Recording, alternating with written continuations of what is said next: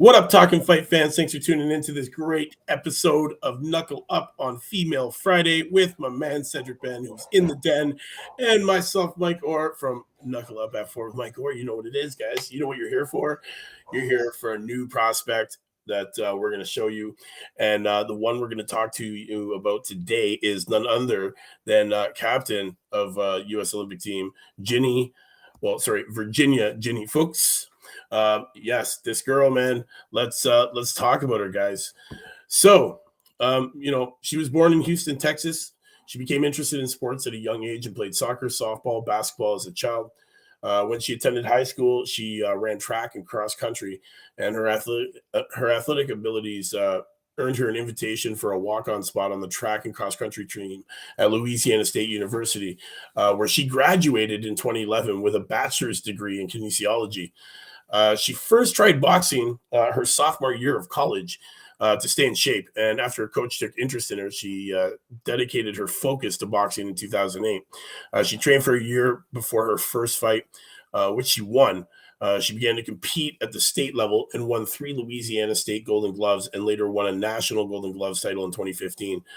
She was a finalist for the U.S. national team for 2013, 14, and 15. And then when it was announced that women's boxing would be added to the 2012 Summer Olympics, she tried for a spot on the USA boxing team, but American flyweight boxer Marlon Esparza received the only flyweight position. So she finished 4th at the Tokyo test event. So Fuchs trained for the next Olympic test event at Baby Bull Boxing Academy, founded by American professional boxer Juan Diaz in Houston. And then in October of 2015, she faced and defeated Esparza in the Olympic test event for the USA boxing flyweight spot for the 2016 Summer Olympics. She had also defeated Olympic medalist and 5-time world champion Mary Kom of India. She won gold at the Olympic trials test event, and then she finished 3rd place in the 2016 qualification for the ABA. She won bronze at the 2018 ABA World Championship in India. She won 1st in the 2016 USA Boxing Nationals, defeating Esparza for the 3rd straight time with a unanimous 5-0 decision. In 2020, she tested positive for a banned substance, but was ruled not her fault during contamination of unprotected sexual intercourse. So she did qualify for the 2020 Tokyo Olympics held in 2021, but was defeated in round 16 by a Bulgarian boxer. She's going pro, guys. So I don't know if you've had a chance to check her out yet, Cedric. What are your thoughts on her transitioning, man? Sorry, can't hear you. Had it on mute for a second. Yeah, sorry, there we go. I'm watching one of her international competitions against the world-rated Colombian girl from Colombia. I forget her name is, but I know she's worldly ranked. And Fuchs, I'm not sure if it's Fuchs. It's Fuchs. She did a good job for herself. She's in that southpaw position, which in they call it the Philly shell, but I just call it the Mayweather defense. Just in our generation, there's no other boxer that does it better than him, so I just renamed it the Mayweather defense. Anyways, she does that in that southpaw position, does a good job of keeping her left hand up though. Very good jab, good educated jab. These are the things that you have to look for when you're going into the professional ranks and you're going to be fighting with no headgear. The 2 main things is making sure your defense is on point and specifically having an educated jab to be able to control your opponent and control your punches. Because your opponent's not wearing headgear either, you have to worry about your own hands too. But specifically going back to Fuchs here, she, man, it's gonna be interesting to see her make this transition. The people that you said that she's beat, Esparza, Marlon Esparza, yeah, he was world ranked. She's professional now. I'm pretty sure she only has 1 or 2 losses, but she's fought some good competition. Definitely. So for the fact that she beat her, lost to her at the beginning and then beat her a couple times after that, that shows that her skill level is up there. So yeah, man, it's gonna be interesting to see what happens now. It's gonna be great. And guys, the great thing about it is she's set to turn pro next month. So We haven't heard who she signed with promotionally yet. I know that she's trained by Derwin Richards at Baby Bull Boxing Academy, along with Juan Diaz. And honestly, man, I can't wait. She's exciting to watch, man. She served as the captain of the U.S. Olympic team.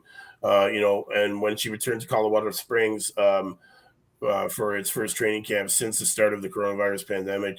She learned in March that she had tested positive for 2 banned substances during an out of competition test in February, which is crazy because that almost derailed her fact of going to the Olympics, which later was shown that the 2 banned substances were contracted through sexual intercourse, which is crazy to think that that can even happen.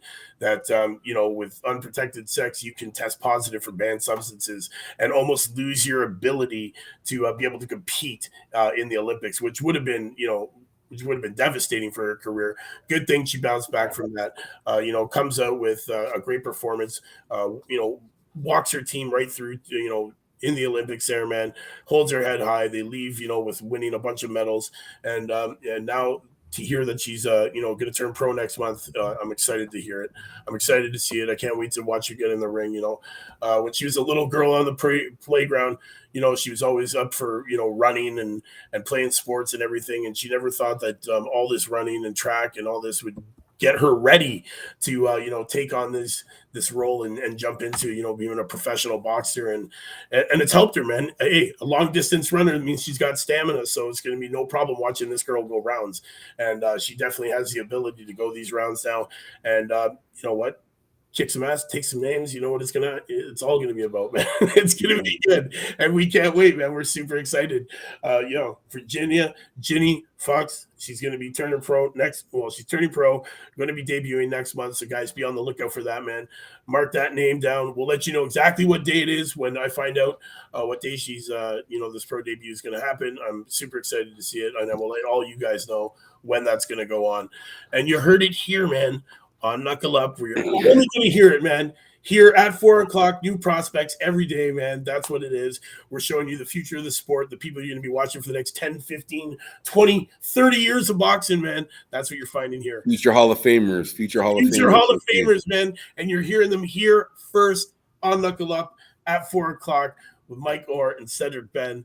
You know what it is. We're bringing you the young, hottest, hungry, undefeated, and undiscovered prospects from around the world. And you'll get even more exclusive content once you subscribe. Yes. Buy that membership. Buy that membership, man. $4.99 a month. Don't forget, man, hit that up. It'll get you all the exclusive content. You'll get early release. You get some perks, maybe some emojis. So when you drop your name, we know who you are. You know what it is, guys, man. It's talkinfight.com. Hit that up, man. Like, share, subscribe. You know what it is, man. It's your man, Mike Orr and Cedric Benn. We'll see you tonight on the panel, 7 o'clock on this channel. You know what it is. We'll see you then.